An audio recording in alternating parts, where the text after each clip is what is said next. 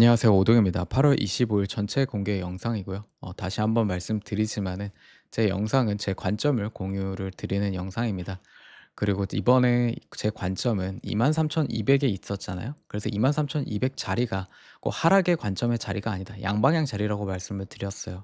그 부분이 이제 QQQ로 봤을 때도 여기 하단을 지금 지켜주는 무빙이 있었고, S&P로 봤을 때도 여기 아래에서 지켜주고 있기 때문에 이 자리가 지금 양방향 자리인데, 22,700, 만약 제 순을 기점으로 22,700이 깨진다고 하면은 그러면 이제 블랙 먼데이가 진행이 될 수 있다. 하지만 이 구간을 23,450을 다시 재돌파하는 모습이 나온다면은 이 구간은 폐기가 된다. 하지만 제가 이 구간에 이제 떨어지는 거를 더 봤던 거죠. 그래서 그거에 맞춰서 이 숏뷰를 봤다기보다는, 이 제가 이제 멤버십에도 이번에는 숏을 들어가는 부분을 얘기를 하지 않았습니다. 그 손익비 자리를 말씀을 드렸고, 이런 부분에 있어서 숏을 들어가기보다는 내려왔을 때 그냥 매수로 들어가자. 그리고 제 영상에서도 저는 일단 이 잭슨홀 기점으로 주가 하락을 좀 더 높게 봤기 때문에 이 매수 바운더리를 좀 아래로 다 잡아둔 겁니다. 설명을 드릴 때 보수적으로 매수 바운더리를 잡아둔 거죠. 조정을 대비를 해서. 그래서 요 부분이 잭슨홀을 기점으로 과거 5 년간, 요 표를 보시면은 잭슨홀을 기점으로 과거 5 년간 좀 하락이 있었어요. 근데 요거는 이제 잭슨홀뿐만 아니라 9 월, 10 월에 대한 계절성까지 합쳐져서 하락이 나왔던 건데, 이번에 이제 파월 연설이 상비둘기적으로 나왔습니다. 제가 이제 중립이 한 80%, 그다음에 매나 비둘기일 확률을 10% 10%로 봤는데, 이 비둘기여도 상비둘기로 나왔기 때문에 유일하게 이제 연준 파월이 이게 증시를 좀 끌어내릴 수 있는 힘이 있었어요.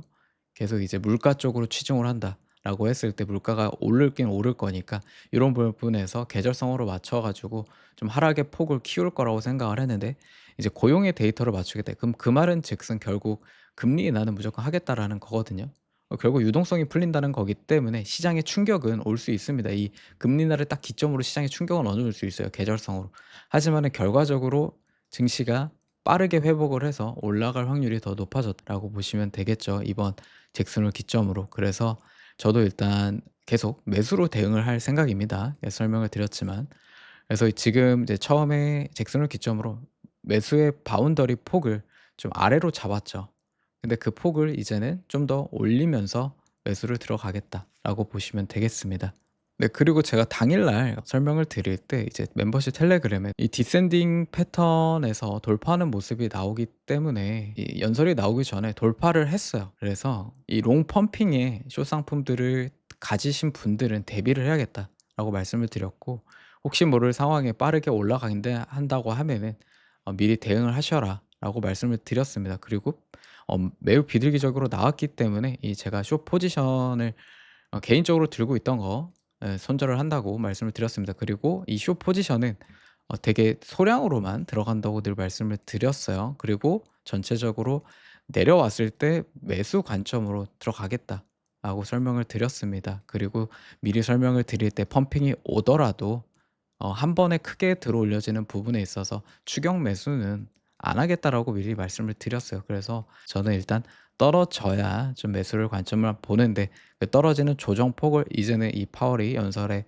매우 상비둘기적으로 나왔기 때문에 그 조정폭을 좀 줄이면서 좀 가격을 보고, 그리고 9 월, 10 월은 변동성이 남아 있기 때문에 그 변동성에 좀 크게 영향을 받지 않는 종목들 선에서 좀 매수로 계속 접근을 하겠다라고 기조를 저도 바꾼 겁니다. 그래서 그거에 맞춰서 다시 한번 이제 매수 관점으로 볼 거고요. 그래서 지금 이 구간에서 이제 어떻게 진행될 가능성이 높은지도 한번 보겠습니다. 네, 다시 한번 말씀드리지만은 제 영상을 관점으로 봐 주시고요. 저 또한 요 구간에서 전체적인 조정의 트레이딩 관점으로, 원래 이 증시 자체가 7 에서 8 정도는 롱이고 2 에서 3 정도가 숏이에요. 그래서 숏이 불리한 싸움입니다. 그래서 숏이 불리한 싸움인데, 이제 트레이딩 관점에서 이 구간에서는 조정이 나오지 않을까 계속 보면서 제가 조정뷰를 말씀을 드렸던 거고, 저 또한 이제 이 부분에서 손실을 봤습니다. 하지만은 그 손실을 제가 크게 본 거는 선물에서 좀 본 거고, 여러분들에게 이 현물로 숏을 들어갈 때 "제발 적게 들어가라."라고 늘 말씀을 드린 거고, "물도 크게 타지 말라." 그리고 "손절을 꼭 해야 된다." 손절을 부분 손절이든 손절을 계속하면서 대응을 해야 된다라고 말씀을 드렸습니다. 근데 지금 이제 아직도 숏을 이제 들고 계시는 분들이 계시는데 지금 이제 9 월, 10 월에 변동성은 남아 있습니다. 특히 요런 헤드 앤 숄더를 보더라도 여기 22,700을 한번 찍고 좀 올리는데, 이 비둘기가 아니라 그냥 스탠스가 중립인데 쪼끔 이제 가능성을 열어둔다, 요런 식으로 얘기를 해 가지고 했으면은 이제 고용 데이터가 나오고 했을 때 다시 이렇게 큰 조정이 올 수 있는 부분이지만, 지금 정책 기조로 바뀌었기 때문에 9 월, 10 월에 조정은 나올 수 있습니다. 뭐 고용 데이터가 잘 나오고 물가가 조금 높게 나온다고 하더라도 그 금리 인하는 할 것 같아요, 느낌이. 지금 정치를 따라간다고 보시면 되겠죠, 파월이. 그래서 떨어지더라도 금방 회복할 확률이 높습니다. 그럼 여기 구간에서 지금 이제 만약 횡보를 한다 하고 쪼끔만 떨어진다라고 했을 때, 이 숏 상품에 레버리지를 들어가셨다고 가정을 합시다. 그러면 이게 계속 녹을 수밖에 없습니다. 그리고 숏이 짧게 오고 만약에 들어 올려진다라고 했을 때 이 짧은 타이밍에 나오기가 쉽지 않다. 그러니까 계속 부분 손절을 하든 요런 부분에서 좀 리스크가 커진다. 그래서 저도 숏을 손절을 하고 이제 계속 매수의 관점으로 들어간다라는 겁니다. 근데 이 매수의 관점을 요 구간에서 큰 조정이 빠르게 여기서 이제 꺾이기 시작을 했으면은 좀 이 9 월, 10 월에 이 약세 구간에서 다시 올라가는 흐름으로 갈 수 있었어요, 데이터를 보면서. 근데 지금 요 구간을 들어 올린 상황이니까 다시 떨어진다고 하더라도 조정의 폭이 짧고 다시 들어 올려질 수 있다라고 보면서 이 매수 바운더리를 쪼금씩 올리는 게 맞다고 지금은 생각을 합니다. 그래서 지금 요 구간에서, 그리고 거기에 다우가, 이 다우를 보시면은 제가 여기 이 3 탑을 넘을 것인가가 중요했거든요. 그래서 요 구간에서 다시 넘을까 하다가 맞았어요. 그래서 여기서 다시 한번 저항을 맞았으니까 어떤 그 잭슨홀 기점으로 한 번 더 전체적인 하락이 나오지 않을까 봤는데, 이번에 돌파가 나왔죠. 이 방어주들이나 전체적인 이 헬스케어나 뭐 이런 부분들에 있어서 중소형주들 위주로 해서 이제 오른 상황인데, 그래서 지금 여기를 돌파하게 되면 이제 증시 자체가 다우까지 3대 지수 중에 못 뚫었던 이 부분에 다우까지 돌파를 했어요. 그래서 요게 휩소로 작용을 한다고 하더라도 다시 한번 이 상승의 흐름이, 전체적인 흐름이 이어질 수 있다라고 보여집니다, 요 중요 구간을 돌파했기 때문에. 그래서 요런 부분에 있어서 다시 한번 들어온다고 하더라도 요 추세를 이어갈 확률이 더 높아졌다라고 보시고, 지금은 이제 숏보다는 떨어지면 롱 관점으로 계속 보는 게 더 낫다고 생각이 듭니다. 그리고 S&P를 보더라도 나스닥과 다르게 전 고점 위치까지 올라왔죠. 그러니까 조정폭이 좀 적었어요, 나스닥에 비해서. 그래서 요런 부분 때문에 이제 양방향 자리다라고 한 거고, 여기를 이제 다시 한번 요렇게 갈 확률보다는 지금 이 구간에서 일단 엔비디아 전까지는 좀 지지부진하겠죠. 실적 전까지는 좀 횡보를 하다가 좀 떨어지더라도 다시 들어오면서 하고, 엔비디아 실적은 잘 나올 확률이 높아 보여요. 엔비디아 기점으로 이제 실적이 뭐 기대치보다 쪼끔은 낮을 수 있다라고 하지만은 이제 잘 나올 확률이 더 높다. 그래서 이런 구간에서 떨어지고 나서 엔비디아 발로 좀 회복을 하고, 그다음에 좀 더 횡보를 하다가 뭐 9월 5일 기점으로 다시 한번 하락을 하든 전환이 되든 이런 상황을 기대를 했는데, 예를 들어서 만약에 어제 이탈을 했다고 하면은 블랙 먼데이로 좀 더 하락을 하고 좀 그 안에서 횡보를 하다가 엔비디아 실적이 잘 나와서 그 부분에 돌아서든 요런 부분이 나올 수 있었는데, 지금 요 구간에서는 여기서 횡보를 하다가 엔비디아 발로 한 번 더 좀 펌핑이 될 수 있는 부분이다. 그러고 나서 다시 또 9월 5일 데이터의 부분에서 소화하는, 이제는 지수가 크게 움직인다기보다는 좀 개별주, 종목별 장세가 좀 이뤄질 수 있다. 그 9월 달에 데이터들이 중요하기 때문에 이 종목별로 좀 움직일 수 있다라고 생각을 합니다, 지수가 크게 움직인다기보다는.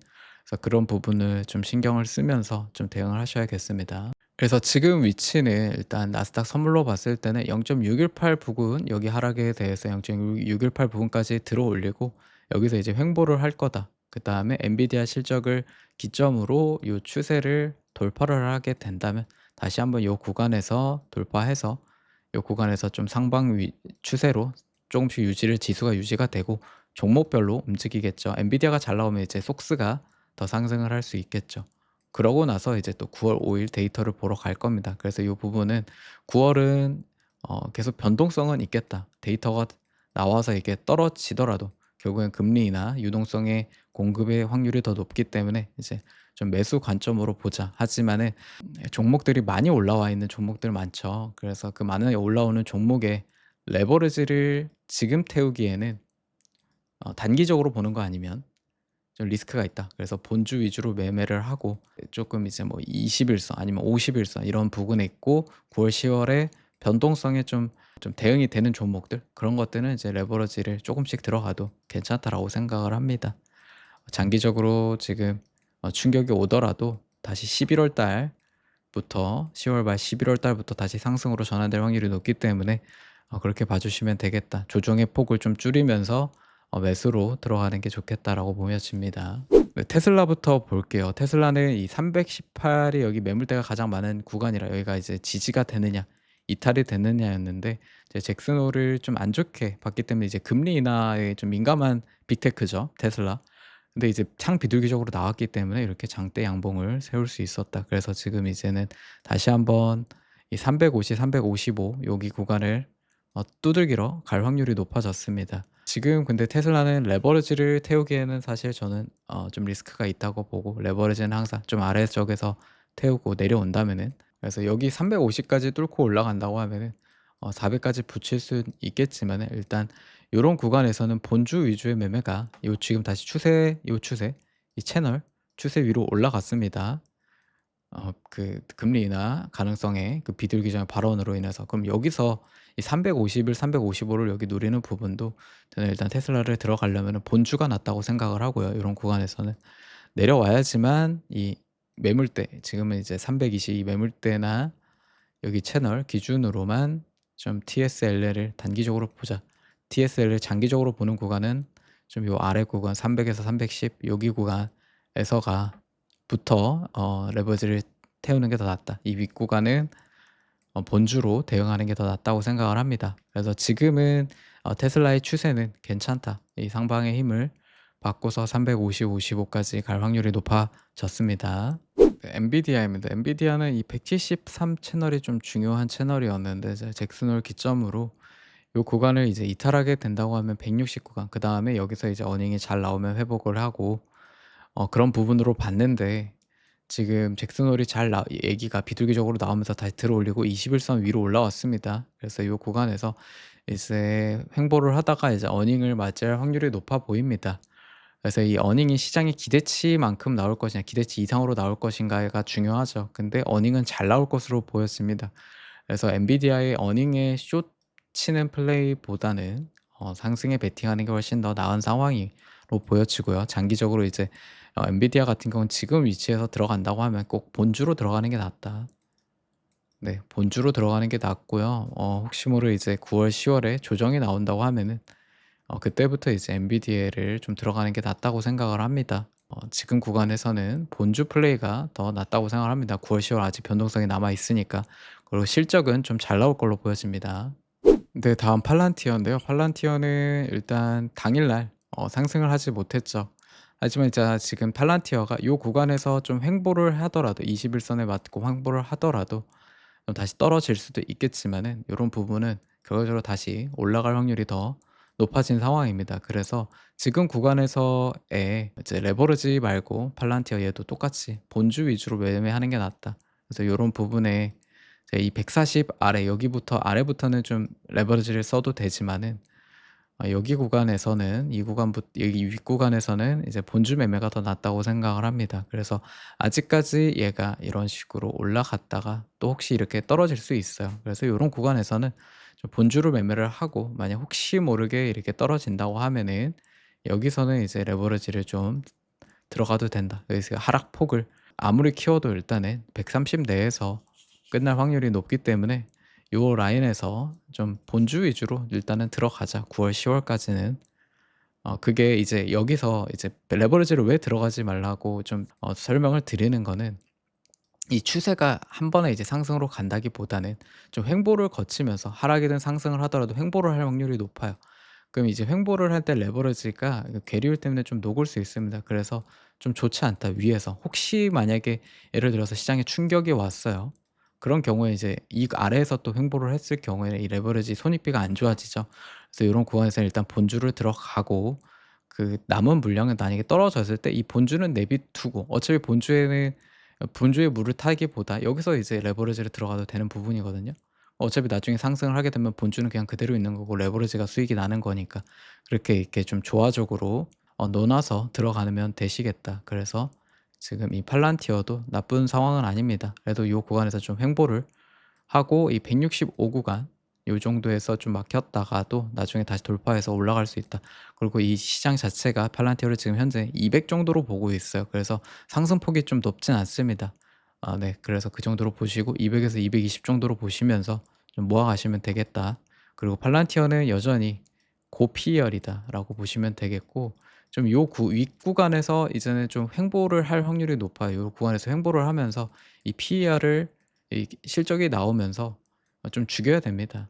그래서 그런 식으로 생각을 하시면 되겠습니다. 그래서 레버리지는 꼭 좀 아래에서 타시기 바라겠습니다. 네, 비트코인입니다. 비트코인은 이제 주말간의 멤버십 영상으로 비트코인 같은 경우에는 요 채널을 돌파하기 전까지는 롱 접근을 안 하는 게 낫겠다. 일단 당장은 비트코인 기준으로. 그래서 여기를 돌파하지 못하고 맞고 지금 이 110K, 109에서 110K 여기를 찍을 확률이 높다고 말씀드렸던 자리를 지금 110K를 찍고 들어올린 상황인데요. 그래서 이 빅각 채널 요 채널 있잖아요. 요 채널을 이제는 좀 지켜 주고 제가 여기가 이제 잭슨홀로 무너지게 된다고 하면은 여기까지 내려와서 이 104K까지도 가능하다고 봤는데 지금 현재 구간에서는 일단 110K 여기 더 내려온다고 한 번 더 리테스트를 한다고 하더라도 이 채널 안에서 좀 지켜주고 전환될 확률을 더 높게 보겠다 이제는. 그래서 요런 구간에서는 조금 이제 매수를 들어가도 되지 않을까 보고 있습니다. 지금 일단 들어올려 졌는데 일단 전체적인 이 흐름 자체를 매수로 보시면 되겠습니다. 여기 104K 쪽 하락으로 보지 마시고.